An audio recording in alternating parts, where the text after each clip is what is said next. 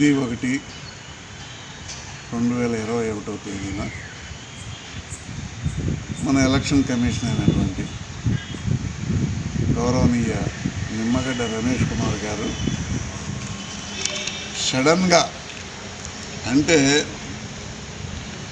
Hard time 9:45 గ్రామ పంచాయతీల ఎలక్షన్లు షెడ్యూల్ విడుదల చేయటంలో అంతర్యం ఏమిటి,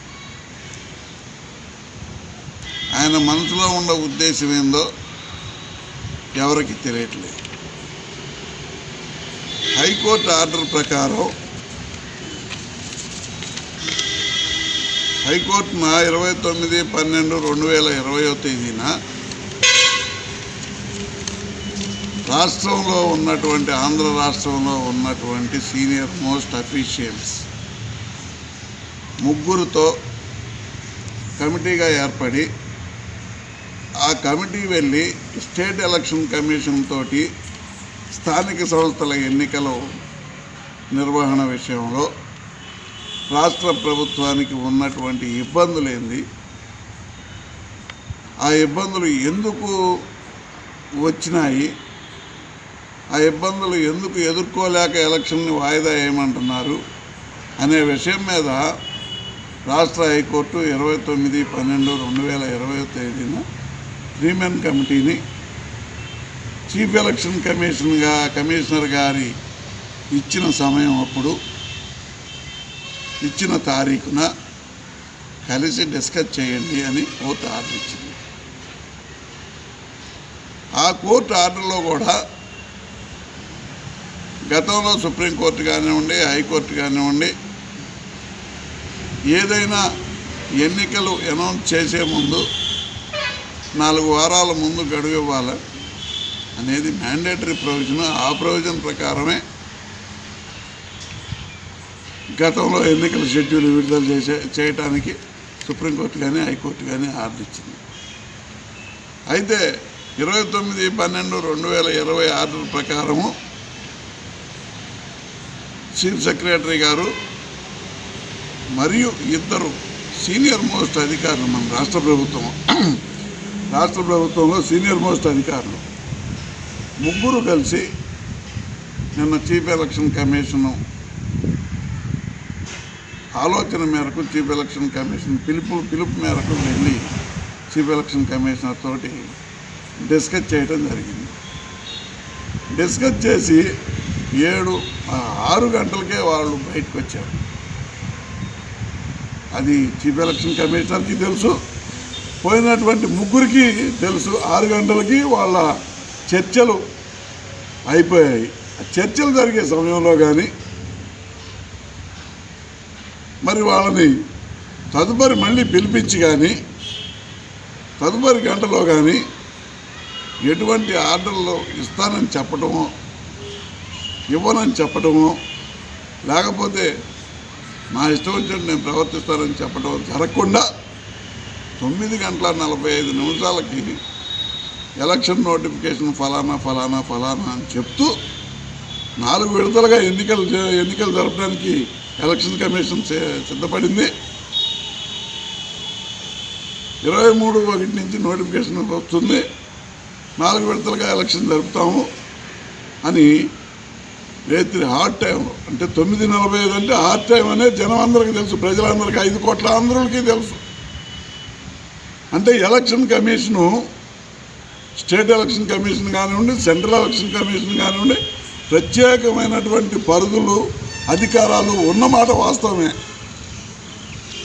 అయితే ఇప్పటికి దాదాపు మనం భారతదేశంలో స్వతంత్రం వచ్చిన తర్వాత మేము పలానప్పుడు ఎలక్షన్ నోటిఫికేషన్ విడుదల చేస్తున్నామని ముందు రోజు లేకపోతే ఆ రోజు విడుదల చేసే ఉదయం నోటిఫికేషన్ ఇస్తారు. నోటిఫికేషన్ అంటే ప్రజలకు తెలియజేయడం కోసం మెసేజ్ పంపిస్తారు.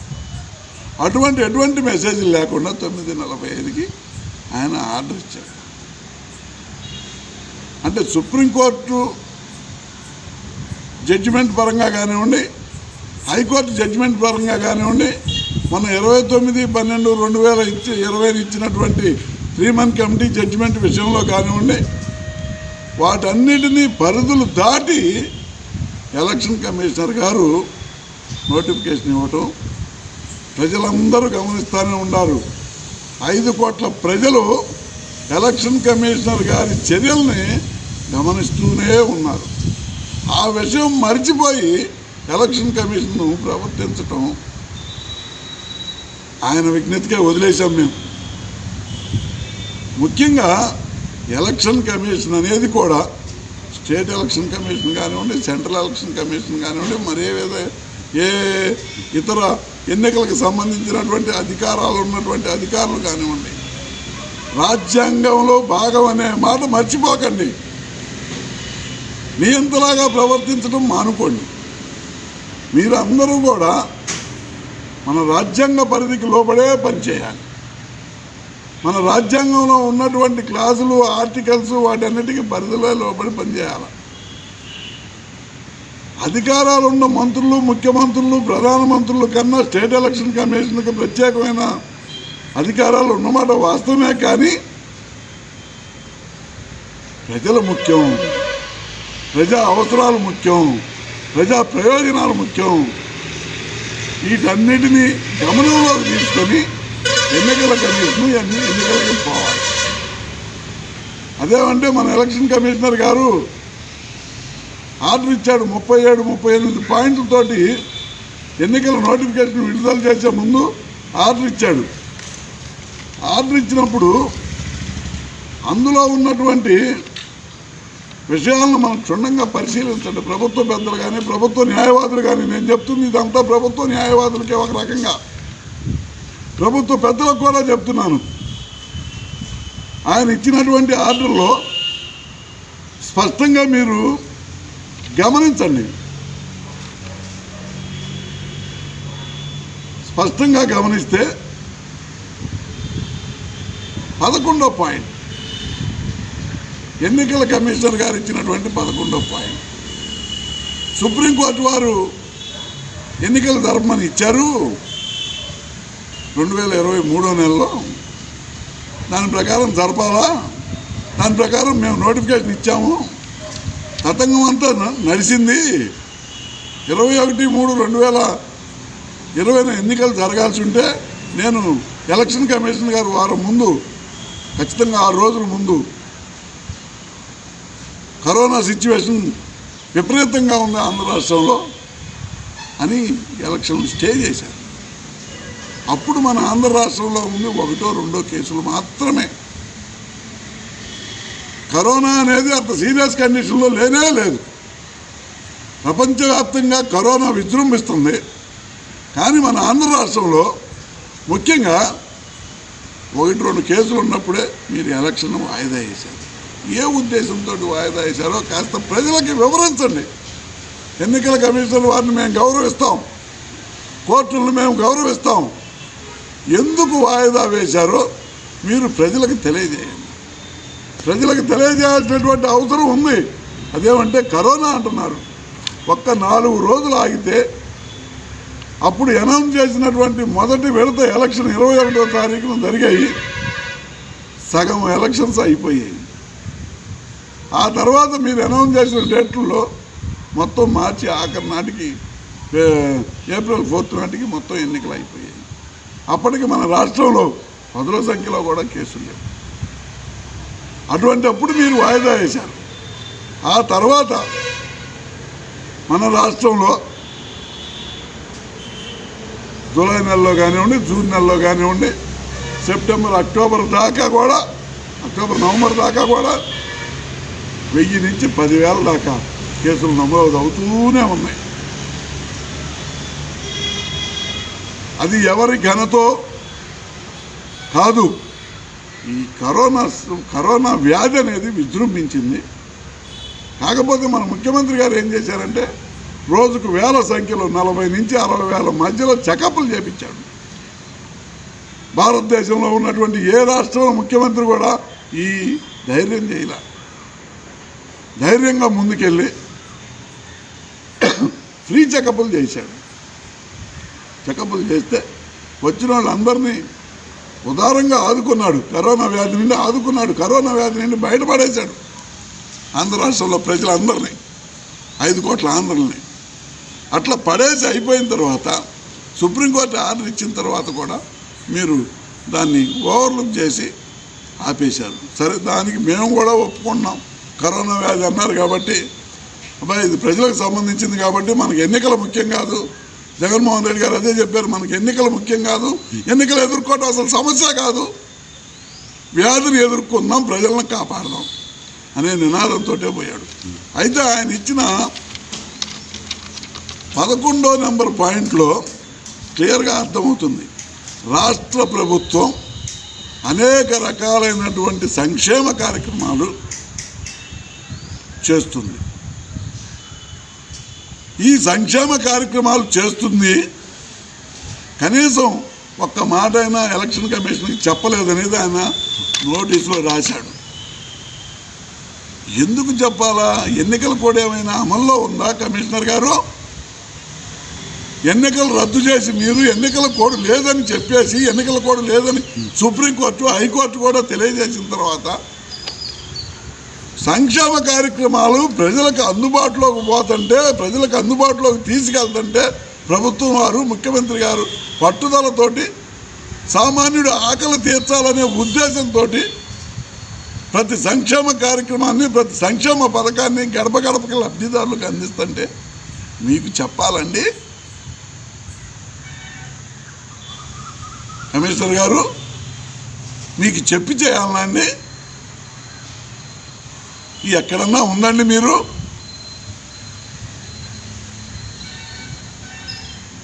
ఆ తదుపరి అనేక రకమైనటువంటి పరిణామాలు జరుగుతూనే ఉన్నాయి. మీరు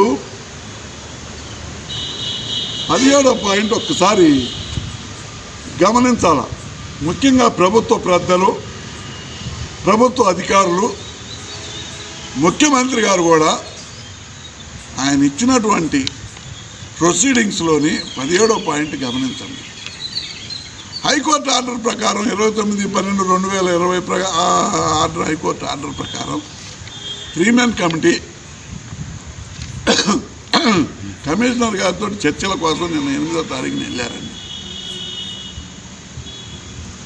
చర్చలు ఏమి చేశారు, చర్చల్లో సారాంశం ఏంది అనేది ఆ వెళ్ళినటువంటి 3 కమిటీకి కమిషనర్ గారు అయినటువంటి రమేష్ కుమార్ గారికి, లేకపోతే వాళ్ళ సబార్డినేట్స్కి, 1-2 ఉంటారు, మొత్తం 5-6 కన్నా ఎక్కువ ఉంటారు, లేకపోతే 10 మంది ఉంటారు, వాళ్ళకే తెలుసు ఈ చర్చల సారాంశం అనేది. కానీ రమేష్ కుమార్ గారు ఆయన ప్రొసీడింగ్స్లో 17వ పాయింట్లో ఇచ్చాయండి. అందరూ గమనించాలి, ప్రభుత్వ పెద్దలు కానీ, ప్రభుత్వ అధికారులు కానీ, ముఖ్యంగా చీఫ్ సెక్రటరీ గారు ప్రజలకు సంబంధించిన విషయం. మీరు వెళ్ళినటువంటి 3 కమిటీ అయినటువంటి సీనియర్ మోస్ట్ ఐఏఎస్ అధికారులు అయినటువంటి మీ 3 గౌరవనీయ ఐఏఎస్ అధికారులు 3 రమేష్ కుమార్ గారికి తిరుపతి ఎన్నికలు అయిపోయిన తర్వాత స్థానిక సంస్థలు ఎన్నికలు పెట్టుకోండి, క్యాడర్ అంతా అప్పుడు సిద్ధంగా ఉంటుంది అని చెప్పారని ఆయన 17వ పాయింట్లో మెన్షన్ చేశాడండి. ఏమండి ప్రభుత్వ అధికారులు, మీరు అలా చెప్పుంటారని ఏ ఒక్క వ్యక్తి అనుకోవట్లేదు, ఏ ఒక్క సామాన్యుడు అనుకోవట్లేదు, ఏ ఒక్క 5 కోట్ల ఆంధ్రలో ఏ ఒక్క మనిషి అనుకోవట్లేదు. ఎందుకంటే ఇవాళ రాష్ట్రంలో జరుగుతున్నటువంటి ఇబ్బందుల గురించి చర్చలు జరుపుతారు. ఇవాళ రాష్ట్రంలో ఎదుర్కొంటున్నటువంటి కరోనా వైరెంట్ కొత్త వైరెంట్ గురించి డిస్కస్ చేసుకుంటారు. వాళ్ళ రాష్ట్రం ఎదుర్కొంటున్నటువంటి బర్డ్ ఫ్లూ వ్యాధి దాదాపు భారతదేశంలో ఉన్నటువంటి దాదాపు 2/3 రాష్ట్రాలకి బర్డ్ ఫ్లూ వ్యాపించింది. బర్డ్ ఫ్లూ పక్షులకు కాదండి, పక్షులకే బర్డ్ ఫ్లూ అనేది వ్యాధి అనేది పక్షులకే. కాకపోతే ఆ పక్షులు, కోళ్ళు అనేవి ఇవాళ మానవ జీవితంలో నిత్యావసర వస్తువులాగా మారింది చికెన్. ఒక వ్యాధి బర్డ్ ఫ్లూ వ్యాధి సోకినటువంటి కోళ్ళు తినకూడదు అనే ఉద్దేశంతో కేరళలో కానివ్వండి, కర్ణాటకలో కానివ్వండి, మధ్యప్రదేశ్లో కానివ్వండి, ఇటు ఒరిస్సాలో కానివ్వండి, వేలకు వేల కోళ్ళు గవర్నమెంటే, ప్రభుత్వమే వాటిని చంపేయమని ఆర్డర్లు ఇస్తున్నాయి, చంపేస్తున్నారు. వాటి వల్ల ప్రజావాళికి ఇబ్బందులు కలగకుండా చేస్తున్నారు అనేది ఇటువంటి చర్చించుకుంటారు. లేకపోతే ప్రభుత్వం ఎదుర్కొనేటటువంటి ఇబ్బందులు చర్చించుకుంటారు. లేకపోతే రేపు 13వ తారీఖు నుంచి వెయ్యాలనుకునేటటువంటి కేంద్ర ప్రభుత్వం ఇచ్చేటటువంటి వ్యాక్సిన్, కరోనా వ్యాక్సిన్ గురించి మీకు డిస్కస్ చేస్తారు. కానీ మీరు ఏమీ మెన్షన్ చేశారండి ఇక్కడ దీంట్లో? తిరుపతి ఎలక్షన్ అయిపోనివ్వండి, క్యాడర్ అంతా సిద్ధమవుతారు అనేది.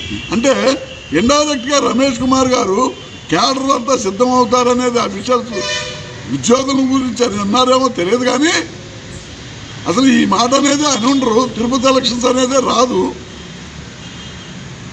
ఒకవేళ అన్నా కూడా క్యాడర్ అంటే కింది స్థాయి ఉద్యోగులు పనిచేయాలి కాబట్టి ఆ క్యాడర్ గురించి మాట్లాడుంటారు. కానీ మీరు చెప్పినటువంటి పాయింట్లో క్యాడర్ అంటే పొలిటికల్ టచ్లు మీకు ఎందుకండి? ఏమండి, మీరు ఒక సీనియర్ ఐఏఎస్ ఆఫీసర్ గారు, గౌరవప్రదమైనటువంటి పదవిలో ఉన్నారు ఎన్నికల కమిషన్ గారు. అంటే మీ తోటి ఐఏఎస్ అధికారులను కూడా మీరు కించపరిచే విధంగా ఈ రకంగా మీరు 17వ పాయింట్లో మెన్షన్ చేశారే. వాళ్ళు వచ్చి తిరుపతి ఎలక్షన్స్ కను అసలు పంచాయతీ ఎలక్షన్స్కి సంబంధం ఏందండి? అంటే వాళ్ళు 3 men కమిటీ తిరుపతి ఎలక్షన్ల గురించి డిస్కస్ చేశారా అండి? అసలు ఎందుకు డిస్కస్ చేస్తారండి? డిస్కస్ చేయాల్సినటువంటి అవసరం ఏముందండి? తిరుపతి ఎలక్షన్ ఏంది, స్థానిక సంస్థల ఎన్నికలు ఏంది, మీరు ఇచ్చిన ప్రొసీడింగ్స్లో పాయింట్లు ఏంటి? ఏమండి, కొద్దిగన్నా మీకు ఆలోచన ఉంది కదా. సీనియర్ ఐఏఎస్ ఆఫీసర్లో అడ్మినిస్ట్రేషన్పై ఆలోచన ఉంటుంది. మిగతా కార్యక్రమాల్లో కూడా మీకు అపారమైనటువంటి అనుభవం ఉంది. అపారమైనటువంటి అనుభవం ఉన్నవాళ్ళే ఈ రకంగా మీరు ప్రొసీడింగ్స్ ఇస్తుంటే మీ సబార్డినేట్సే తయారు చేశారనుకోవచ్చు. దీన్ని మీరు వెరిఫై చేసుకొని, అయ్యా అది కాదయ్యా, వాళ్ళు నాకు తోటికి సహచరులే ఐఏఎస్ అధికారులు, వాళ్ళని స్కేప్ డౌట్ చేయడం మంచి పద్ధతి కాదు, ప్రభుత్వం దృష్టిలో వాళ్ళు బలిపశువులు కాకూడదు అనే మాట మీరు చెప్పి దాన్ని మార్చుకోవాల్సినటువంటి బాధ్యత మీకు లేదా అనేది నేను అడుగుతున్నాను. అదేవిధంగా ప్రభుత్వ పెద్దలకు కూడా, ప్రభుత్వ అధికారులకు కూడా నేను ఒక్కటే చెప్తున్నాను, మీరు తిరుపతి ఎలక్షన్ గురించి నిజంగా డిస్కస్ చేశారా? డిస్కస్ చేయాల్సినటువంటి అవసరం ఉందా అనేది కూడా ప్రభుత్వ అధికారులను నేను రిక్వెస్ట్ చేస్తున్నాను. ప్రభుత్వ పెద్దలు, అధికార పార్టీ పెద్దలు, మంత్రులు కానివ్వండి, ముఖ్యమంత్రి గారు కానివ్వండి, దీని మీద మీరు రమేష్ కుమార్ గారు ఇచ్చినటువంటి ప్రొసీడింగ్స్ మీద క్షుణ్ణంగా పరిశీలించండి. ప్రతి విషయం, ప్రతి పాయింట్ వన్ సైడెడ్గా, బయాస్డ్గా ఉంది తప్పితే ప్రజలకు ఉపయోగపడే విధంగా ఎక్కడా లేదు. మన ప్రభుత్వం ఎన్నికలకి పోవడానికి ఎప్పుడైనా సిద్ధమే. కానీ ప్రజల ప్రాణాల ముఖ్యం అనే ఉద్దేశంతో జగన్మోహన్ రెడ్డి గారు దీన్ని వాయిదా ఏమని అడుగుతున్నారు. ప్రజల ప్రాణాలు ముఖ్యం. స్థానిక సంస్థల ఎన్నికలు అంటే ఎమ్మెల్యే ఎలక్షన్లో, ఎంపీ ఎలక్షన్లో కాదు. స్థానిక సంస్థల ఎన్నికలు అంటే face to face, man to man, కలిసి తిరగగలిగిందే స్థానిక సంస్థల ఎన్నికలు, కలిసి అడగగలిగిందే స్థానిక సంస్థల ఎన్నికలు. ఏ ఒక్క గ్రామంలో పంచాయతీ ఎన్నికలు జరపాలి అంటే పోటీ చేసే ఏ వ్యక్తి అయినా సరే, ఏ పార్టీ అయినా సరే, ప్రతి ఒక్కరిని కలవాలా, ప్రతి ఒక్క ఓటు అడగాల, ప్రతి ఒక్కరిని బ్రతిమలాడుకోవాలా, ప్రతి ఒక్కరితోటి కాన్ఫరెన్స్ నిర్వహించాలి. అవి స్థానిక సంస్థల ఎన్నికలు అంటే అసలు మీనింగ్ తెలుసా మీకు అని నేను ఈ విధంగా అడుగుతున్నా కూడా. స్థానిక సంస్థలు అంటే ఇళ్ళు తిరగాల, మనిషిని కలవాల, ఆ గ్రామాల్లో ఉన్నటువంటి ఇబ్బందులన్నీ నేను సాల్వ్ చేయగలుగుతాను, నీ సమస్యలు నేను తీర్చగలుగుతాను అని ప్రతి ఒక్కరి వ్యక్తిని నమ్మించి ఓటు తీసుకోవాలి. అవి స్థానిక సంస్థలు. లేదులే సైకిల్ గుర్తు మీద పోటీ చేస్తున్నాము, లేకపోతే హస్తం గుర్తు మీద పోటీ చేస్తున్నాము, లేకపోతే ఫ్యాన్ గుర్తు మీద పోటీ చేస్తున్నాము. మా నాయకుడు జగన్మోహన్ రెడ్డి, మా నాయకుడు చంద్రబాబు నాయుడు, మా నాయకుడు ఇందిరాగాంధీ వాళ్ళని చూసి ఓటేయండి అనేది కాదు. స్థానిక సంస్థలు అంతే, వ్యక్తుల ప్రాధాన్యత ఉంటుంది. పోటీ చేసే వ్యక్తులకి ఎంతో కొంత విలువ కలిగిన వ్యక్తులు ఉంటారు. ఆ విలువ కలిగిన వ్యక్తులే స్థానిక సంస్థల్లో పోటీ చేస్తారు, స్థానిక సంస్థల్లో గెలుస్తారు. పార్టీల ప్రభావం ఉండొచ్చు, స్థానిక సంస్థల్లో పార్టీల ప్రభావం 50% పనిచేస్తుంది, వ్యక్తి విలువ 50% పనిచేస్తుంది అనే విషయం మీకు తెలియదా అని నేను రిక్వెస్ట్ చేస్తున్నాను. ఎన్నికల కమిషన్ అవి స్థానిక సంస్థల ఎన్నికలంటే మ్యాన్ టు మ్యాన్ కలవాల్సిందే, మ్యాన్ టు మ్యాన్ బతిమాడుకోవాల్సిందే. ప్రతి చిన్న విషయాన్ని గమనించాల్సిందే, ప్రతి చిన్న విషయాన్ని పరిష్కరించాల్సిందే స్థానిక సంస్థల్లో. అట్లా కాకుండా నేను మోదుపరిని, నన్ను కాదని ఓటు వేయరు, జగన్మోహన్ రెడ్డిని చూసో చంద్రబాబు నాయుడు చూసో నాకు ఓట్లు వేస్తారని ఉంటే స్థానిక సంస్థలు ఎవడ గెలవడండి. ఎంతో కొంత గ్రామంలో విలువ ఉన్న వ్యక్తులే స్థానిక సంస్థల్లో కానీ, వార్డుల్లో కానీ, గ్రామాల్లో కానీ, మున్సిపాలిటీల్లో కానీ విలువ ఉన్న వ్యక్తులే మాట్లాడగలుగుతారు. ఎవరు అలాగే అవుతున్నాయి, విలువ ఉన్న వ్యక్తులే పోటీ చేయగలుగుతారు. ప్రతి ఒక్కరిని కలవాలనుకున్నాం, ప్రతి ఒక్కరిని కలవడం అంటే ఇవాళ కరోనా పరిస్థితుల్లో అది సాధ్యమేనా అనేది ఎలక్షన్ కమిషనర్ గారిని ఒక్క ప్రశ్న అడుగుతున్నాం. మేము మిమ్మల్ని గౌరవిస్తున్నాం, మీ అధికారాలను మేము క్వశ్చన్ చేయట్లేదు.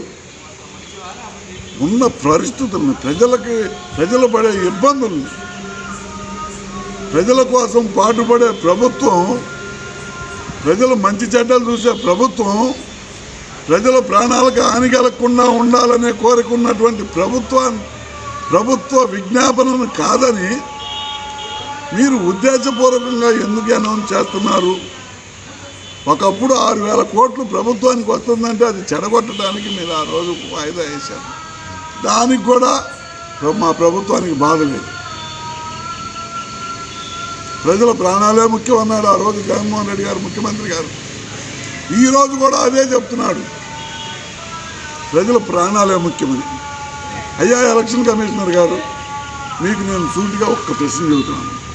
మీరు రాసినటువంటి 18వ పాయింట్లో, మీ ప్రొసీడింగ్స్ రాసినటువంటి 18వ పాయింట్లో క్లియర్గా మీరే మెన్షన్ చేసుకున్నారు. ఏమని? అయ్యా ఈ ప్రభుత్వం అంటే మా ప్రభుత్వం, అంటే వైఎస్ జగన్మోహన్ రెడ్డి గారి ప్రభుత్వం, వైఎస్ఆర్సీపీ పార్టీ ప్రభుత్వం నేను ఉండగా, అంటే కమిషనర్ గారు నిమ్మగడ్డ రమేష్ గారు ఉండగా ఎలక్షన్ జరపడానికి వీల్లేదని నిర్ణయించుకున్నారు. కాబట్టి ఎలక్షన్ జరపలేకపోతున్నారు. ఎలక్షన్ జరపడం వాళ్ళకైతే ఇష్టం లేదనేది మీరు 18వ పాయింట్లో రాశారు. ఏమయ్యా, నీ వ్యక్తిగత అభిప్రాయాన్ని వ్యవస్థ మీద రుద్దడం మంచి పద్ధతేనా? నీ వ్యక్తిగత అభిప్రాయం, అది నువ్వు ఊహించుకునేటటువంటి అభిప్రాయం, నువ్వు కాదు. టీవీ శేషన్ గారు బతికొచ్చినా కూడా జగన్మోహన్ రెడ్డి గారు ఎన్నికలు ఎప్పుడు జరపాలనుకున్నా కూడా జరపగలుగుతాడు. కానీ ప్రజల ప్రాణాలు ముఖ్యం, కానీ ప్రజల శ్రేయస్సు ముఖ్యం, సామాన్యుడు ఇబ్బంది పడకూడదు అనే ఉద్దేశమే జగన్మోహన్ రెడ్డి గారి ఎజెండా. ఆ ఎజెండాతోటి నడుస్తున్నాడు కాబట్టి వాయిదా ఏమనుకున్నాడు. మీకు అవకాశం ఉంటే, మీకు పై పెద్దలు సపోర్ట్ ఉంటే ఇంకా 4 నెలలు ఎక్స్టెన్షన్ తెచ్చుకోండి, మాకేంటి అభ్యంతరం?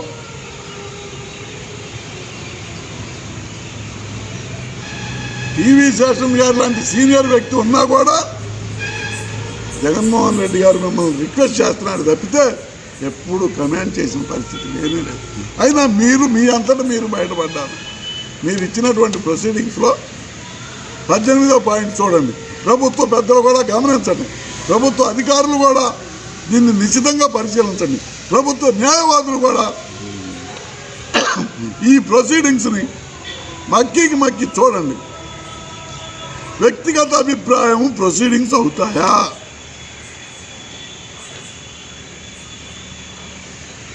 ఈ ప్రొసీడింగ్స్ అనేది ఎట్లా ఉండాలా మీకు మేము నేర్పే పరిస్థితుల్లో మేమంత స్థాయికి వెళ్ళడం కాదు. అయితే మీరు తయారు చేశారో, మీ సబార్డినేట్స్ తయారు చేశారో, మీ సెక్రటరీ తయారు చేశారో, మీ స్టెనోగ్రాఫర్ తయారు చేశారో మాకు తెలియదు కానివ్వండి. మీరు మీ ప్రొసీడింగ్స్ మరొక్కసారి పరిశీలించుకోండి. 18వ పాయింట్లో మీ అంతటి మీరే బయటపడ్డారు. ఏమని? నేనుండగా ఈ గవర్నమెంట్ ఎలక్షన్లు పెట్టదు. ఎందుకండి? మాకేం అవసరం అండి? నువ్వు ఉండంగా కాదు, నీకు చేతనైతే కేంద్ర ప్రభుత్వాన్ని అడిగి ఎక్స్టెన్షన్ తెచ్చుకో. పెట్టి చూపిస్తాడో లేదో చూపిస్తాడు జగన్మోహన్ రెడ్డి గారు, ముఖ్యమంత్రి గారు. మిమ్మల్ని చూసి భయపడాలి, అధికారం చూసి భయపడరండి ప్రజానాయకులు. ప్రజలను చూసి భయపడతారు. ప్రజలు ఎప్పుడు తిప్పి కొడతారనే దీని మీద భయపడతారు. ఆ విధానాలను దగ్గరకు రానియకుండా ఆయన ప్రయత్నం చేస్తున్నాడు. మీరు దయచేసి మీరున్నటువంటి పదవికి న్యాయం చేయండి. మీరున్నటువంటి కమిషనర్కి విలువ తీసుకురండి. విలువ తీసుకొచ్చేటట్టు మీరు అసలు మీ ప్రొసీడింగ్స్లోనే మీరు చేసే విషయాలన్నీ క్లియర్గా అర్థమవుతున్నాయి.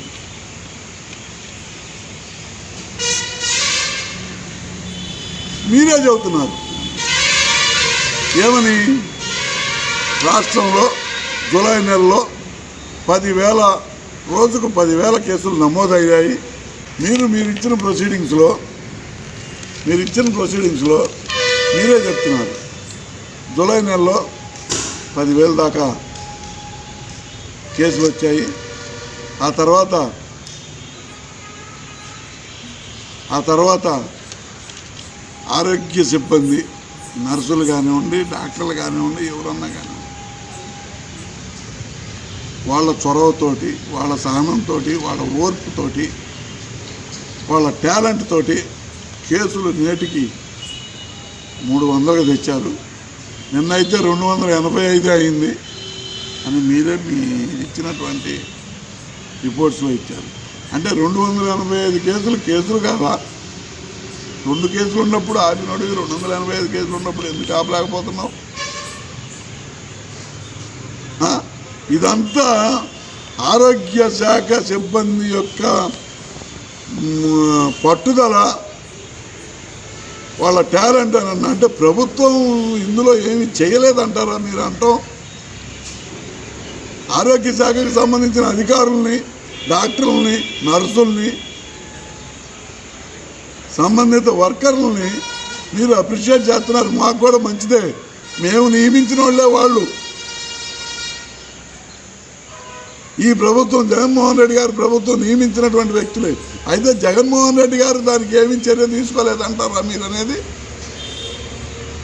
అంటే మీ నోటితోటి మీరు ప్రభుత్వాన్ని, ప్రభుత్వ పెద్దల్ని పొగడటం కూడా మీకు బాధ అన్నమాట. సరే, అట్లా అన్నారు, ఒప్పుకుంటారు. దానికి కూడా అధికారులు చెప్తున్నారు కదా, మీకు పరిస్థితి బాగలేదండి, ఈ ఎన్నికలు జరపలేమండి. మరి వాళ్ళకైనా గౌరవం ఇస్తున్నారా? ఇంకొక కోణంలో వాళ్ళని కూడా మీరు ఏదో తిరుపతి ఎలక్షన్ అన్నారు, సంబంధం లేదన్నారు. ఏమంటే మీరు ఎవరిని గౌరవించరా? మీరు ఎవరి మాటలు పరిగణలోకి తీసుకోలేరా? తీసుకోకుండా మీ ఇష్టం వచ్చిన రీతిలో మీరు వ్యవహరిస్తారు, మీకు పవర్స్ ఉన్నాయని. అంటే మీ పవర్స్ కూడా భారత రాజ్యాంగ పరిధిలోనివి అనేది ఒకసారి ఆలోచించారా?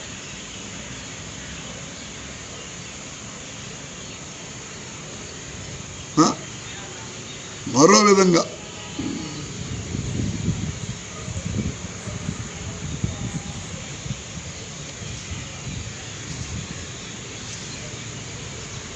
ఇవాళ రేపు దేశ ప్రధానమంత్రి, గౌరవనీయ వ్యక్తి నరేంద్ర మోడీ గారు అన్ని రాష్ట్రాల ముఖ్యమంత్రులతోటి వ్యాక్సిన్ సరఫరా, వ్యాక్సిన్ ద్వారా ప్రజలకి కరోనా కంట్రోల్ చేయటం, ఏ రాష్ట్రానికి ఎన్ని వేల వ్యాక్సిన్స్ పంపించాలి, ఎన్ని లక్షల వ్యాక్సిన్స్ పంపించాలి అనే దీని మీద డిస్కషన్స్ పెడుతూ 13వ తారీఖు నుంచి వ్యాక్సిన్ వేయవలను అనేది మనం మీడియా ద్వారా కానివ్వండి, పేపర్ల ద్వారా కానివ్వండి, ప్రధానమంత్రి మాటల ద్వారా కూడా మనం విన్నాం. అంటే అది కూడా గుర్తుకు రాలేదా? 13వ తారీఖు నుంచి వ్యాక్సిన్ సరఫరా అనేది, వ్యాక్సిన్ ద్వారా ప్రజలను కరోనా కంట్రోల్ చేయాలనేది, వ్యాక్సిన్ ప్రజలకు ఇవ్వాలనే విషయం 13వ తారీఖు నుంచి చెయ్యాలి. అది ఎవరు చేయాలండి? ఎలక్షన్ కమిషన్ ఏమైనా చేసుద్దా? దాని మీద మీరేమైనా కమిట్మెంట్ ఇవ్వగలుగుతారా? మీరు ఇవ్వలేరు కదా. ఎగ్జిక్యూట్ చేసే బాడీ అది చెయ్యాలి.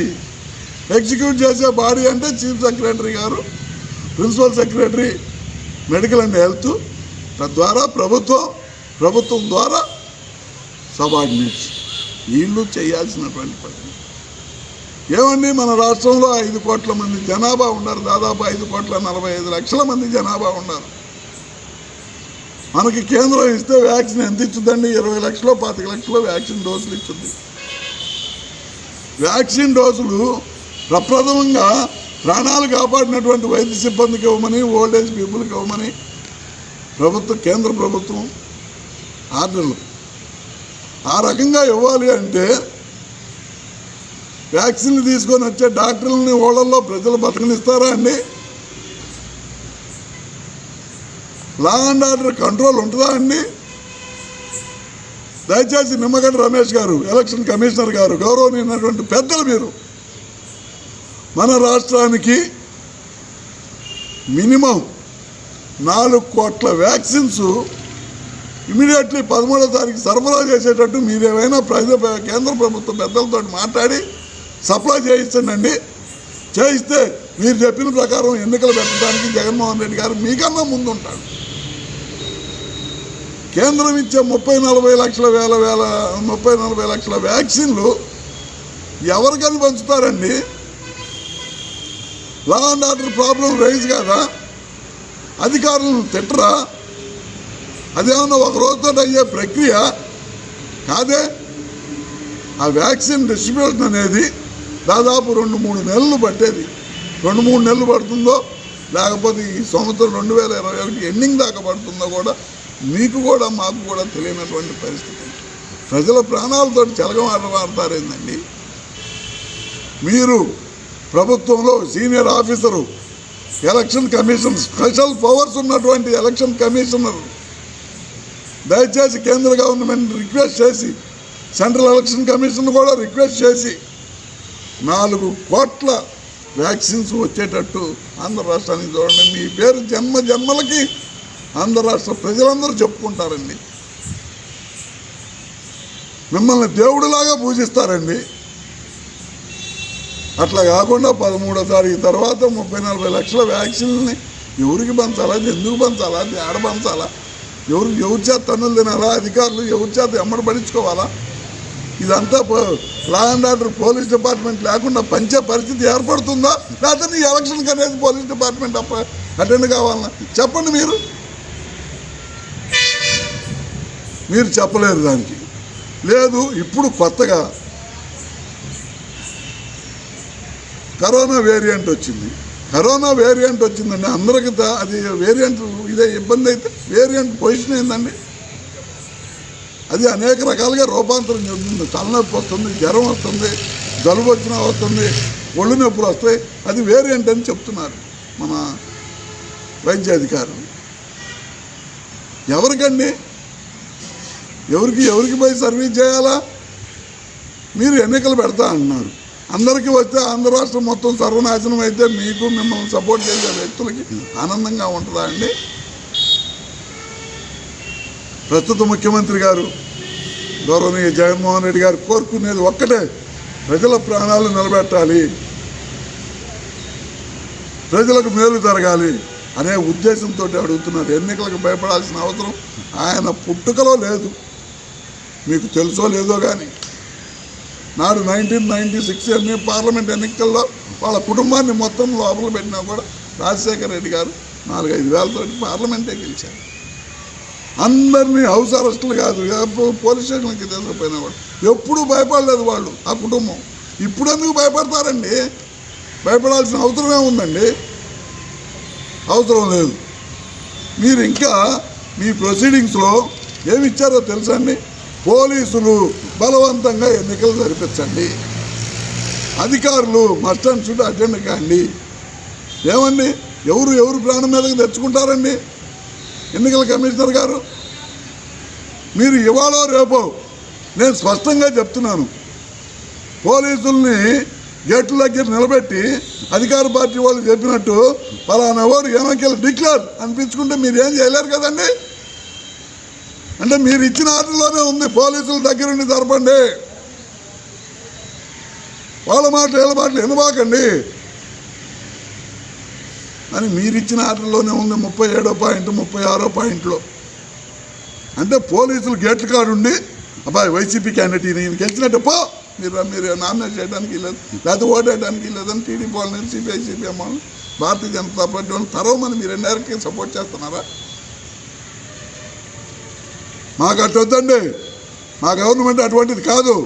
ప్రజలే ఎన్నుకోవాలా, ప్రజలు సురక్షితంగా ఉండాలా, ప్రజల ద్వారానే మేము రావాలా, స్థానిక సంస్థలు బలోపేతం చేయాలా, స్థానిక సంస్థల ద్వారానే పార్టీ నిలబడుతుంది, తద్వారా ప్రభుత్వాలు కూడా మనుగడ సాగించగలుగుతాయి. మాకు కావాల్సింది అటువంటి ప్రభుత్వం, మాకు కావాల్సింది అటువంటి స్థానిక సంస్థలు, మాకు కావాల్సింది పోలీసులను అడ్డం పెట్టుకోను, అధికారులను అడ్డం పెట్టుకోను అనౌన్స్ చేసుకోవడం. అంటే ఎప్పుడో అనౌన్స్ చేసుకునేవాళ్ళం, ఇప్పుడు దాకా ఎందుకు? ఇప్పుడు దాకా మిమ్మల్ని అడగాల్సిన పని కూడా లేదు. మీరు ఇచ్చిన ఆర్డర్లో, మీరు ఇచ్చిన ప్రొసీడింగ్స్లో ఏ రకంగా ఉన్నాయంటే, ఈ ప్రొసీడింగ్స్ సేలింగ్ ఇట్ సెల్ఫ్,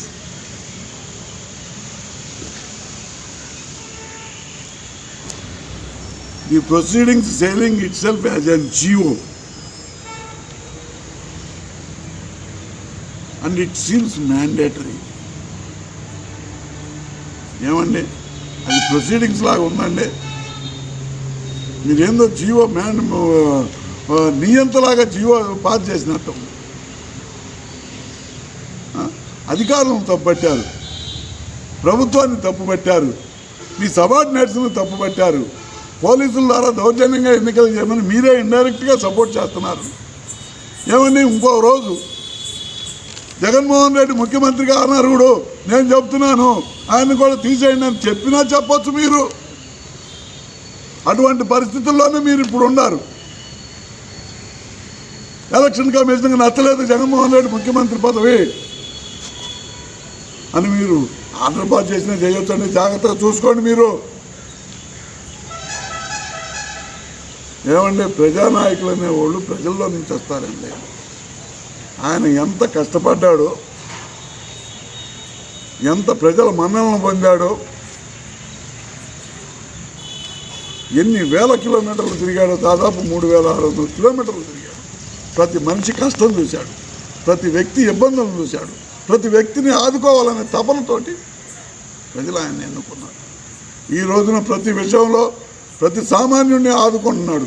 ప్రతి సామాన్యుడు ఆకలిగా లేకుండా చూస్తున్నటువంటి వ్యక్తి ఒక జగన్మోహన్ రెడ్డి యావత్తు భారతదేశంలో కూడా. మీకు ఇబ్బందికరమైన అంశాలుగా ఉంటే, ఆయన ఆదుకోవడం, ప్రజలను ఆదుకోవడం ఇబ్బందికరమైన అంశాలుగా ఉంటే దయచేసి మీ పదవిని మీరే గౌరవించుకొని మీ విజ్ఞతకే మిమ్మల్ని వదిలేశాం. ఎన్నికలు జరపొద్దని మేము ఎప్పుడూ అనలా, ఎన్నికలకు భయపడతామని మేము ఎప్పుడూ చెప్పలా. మీరు ఇంకొకళ్ళ మాట వింటున్నారని కూడా మేము అనం. ఇంటే అనొచ్చు, నువ్వు తెలుగుదేశం వాళ్ళ మాట, సిపిఐ వాళ్ళ మాట, సిపిఎం వాళ్ళ మాట, ఇంకోళ్ళ మాట ఇంటే వినొచ్చు, మేము కాదనం. కానీ మేము అంటల్లా, నీ వ్యక్తిగత అభిప్రాయాన్ని ప్రచురించబాకండి.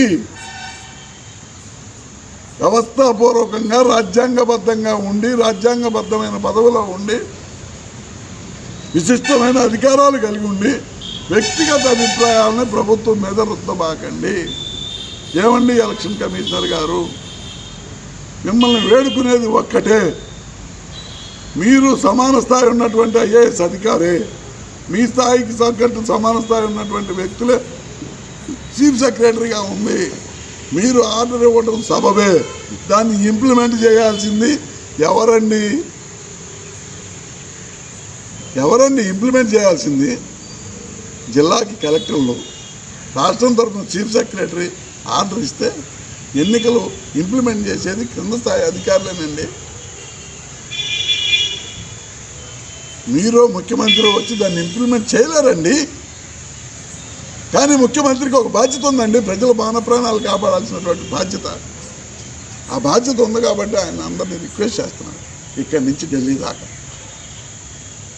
కరోనా టైము ఎండాకాలం వస్తే ఇంకా పూర్తిగా సమసిపోద్ది. ఎండాకాలంలో జరిపితే ఇబ్బందులు లేకుండా ఉంటాయి అని. అంతేగాని చంద్రబాబు నాయుడు గారు చెప్పినట్టు మేము సిద్ధంగా ఉన్నామంటే ఏం ఉంటాడు? ఉపయోగం లేనాడు ఎంత సిద్ధంగా ఉన్నాడు? ఉపయోగం ఏందండి? ప్రయోజనం లేని వ్యక్తి ఎక్కడున్నా ఒకటే, కోట్లో ఉండా ఒకటే, పేటలో ఉండా ఒకటే.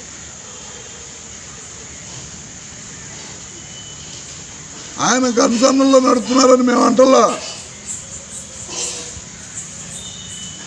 అయితే ఆయన అభిప్రాయాలను మీ వ్యక్తిగత అభిప్రాయం లాగా మీరు చూపిస్తున్నారనేది చెప్తున్నాం. మీరు ప్రతిపక్షాలు లేకపోతే ఇంకో పక్షం చెప్పినట్టు రేపు నుంచి జగన్మోహన్ రెడ్డి ముఖ్యమంత్రి కాదని అనౌన్స్ చేసినా చేస్తారేమో మాకు అది భయంగా కూడా ఉంది. ఆంధ్ర రాష్ట్ర ప్రజలందరికీ ఒకటి గమనించాల్సినటువంటి విషయం కూడా, ప్రభుత్వ పెద్దలతో 6 గంటల్లో మాట్లాడి 9:30 నిర్ణయం ప్రకటించడం ఏందండి? నీకు అధికారం ఉంటే ఉండొచ్చు. నువ్వు మినిమం సెంట్రల్ ఎలక్షన్ కమిషన్ కూడా సలహా కూడా తీసుకోకుండా, స్టేట్ హోమ్ మెంబర్స్ సలహా కూడా తీసుకోకుండా మీరు అనౌన్స్ చేయడం ఎంతవరకు మీకు సమంజసం అండి? రేపు ఇక్కడ ఉన్నటువంటి పోలీస్ డిపార్ట్మెంట్ కానివ్వండి, మిగతా అమలు చేయాల్సినటువంటి డిపార్ట్మెంట్ కానివ్వండి, అందరూ చేతులెత్తే పరిస్థితులు సోషల్ మీడియాలో చూస్తున్నాం. వాళ్ళందరూ చేతులెత్తే నువ్వు సెంట్రల్ గవర్నమెంట్ నుంచి అడిగి ఏదో ఒక స్టాఫ్ని తేవాలండి, వాళ్ళకి కనీసం ఇంటిమేషన్ కూడా ఇవ్వలేదు కదా మీరు. అట్లా మీరు వాళ్ళు మీకు సహాయం చేయాలన్నా కూడా అటువంటిది కూడా లేదు. మీ వ్యక్తిగత అభిప్రాయాన్ని ప్రభుత్వాల మీద రుద్దారు. ఇకపోతే ఇంకొక ఆఖరి విషయం అండి, 4th ఎస్టేట్ని కూడా మీరు వాడేశారు. 4th ఎస్టేటు వారు మార్షల్ వ్యాస్ గారు చెప్పినట్టు ప్రజలకు సంబంధించిన మెసేజ్ని ప్రభుత్వానికి చేర్చి ప్రజలకు కావాల్సినటువంటి అవసరాలను ప్రభుత్వం ద్వారా చేపించగలిగేదే 4th ఎస్టేటు మీడియా. ప్రభుత్వం చేస్తున్నటువంటి తప్పుల్ని బయటపెట్టి కడిగి పారేసేదే మీడియా. ఏమండి, ఇవాళ మీడియా మొత్తం కోడాకి వస్తుంది కదండి. కరోనా ఉంది, కరోనా వేరియంట్ ఉంది, బర్డ్ ఫ్లూ ఉంది, వ్యవస్థ విచ్ఛిన్నకరంగా ఉంది రుగ్మతలతో అని మీడియా చెబుతానే ఉంది. దాన్ని మీరు వాచ్డాగ్ లాగా చేశారు కదండి. కాపలా కుక్క కంట్రీ కదా మీ ఆర్డర్లోనే. మీడియా ప్రతినిధులు కూడా చూడాల్సినటువంటిది, దేనికి మీడియా కాపలా కుక్క? ప్రజలకు లబ్ధి చేకూరిన విషయంలో తప్పులు జరగకుండా చూడటానికి మీడియా కాపలా కుక్క. ప్రజల ప్రాణాలు పోతుంటే కాపలా కుక్కలాగా ఉండమని మీరు చెప్పారు. ప్రజల ప్రాణాలని వదులుకోండి ఎన్నికల ద్వారా వచ్చి అనే చెప్పే విషయంలో కాపలా కుక్కలాగా ఉండమని మీడియాను అంటున్నారు. మీరు చెప్పిన పాయింట్లో ఉంది, నేను వచ్చి ప్రత్యేకించి అన్నది కాదండి.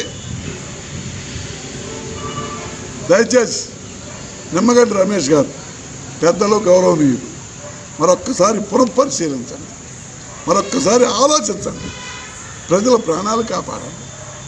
నేను ప్రభుత్వాన్ని కాపాడమని కూడా చెప్పను, ప్రజల ప్రాణాలు కాపాడండి, ప్రజల అవసరాలు తీర్చండి. ఈ రోజున జగన్మోహన్ రెడ్డి గారు ముఖ్యమంత్రి అయిన కాడి నుంచి ఇప్పటి వరకు అనేక సంక్షేమ కార్యక్రమాలు ప్రజల్లోకి పోయినాయి. ప్రతి ఒక్క వ్యక్తి లబ్ధి పొందుతూనే ఉన్నాడు. అది ప్రతిపక్షాలకి కంటగింపుగా ఉండి ఏదో ఒక ఎలిగేషన్ చేస్తున్నారు. మిమ్మల్ని ప్రతిపక్షాలు వాడుకుంటున్నాయేమోనని జనానికి అభిప్రాయం ప్రజల్లో కూడా పోయిందండి. అది గమనించండి.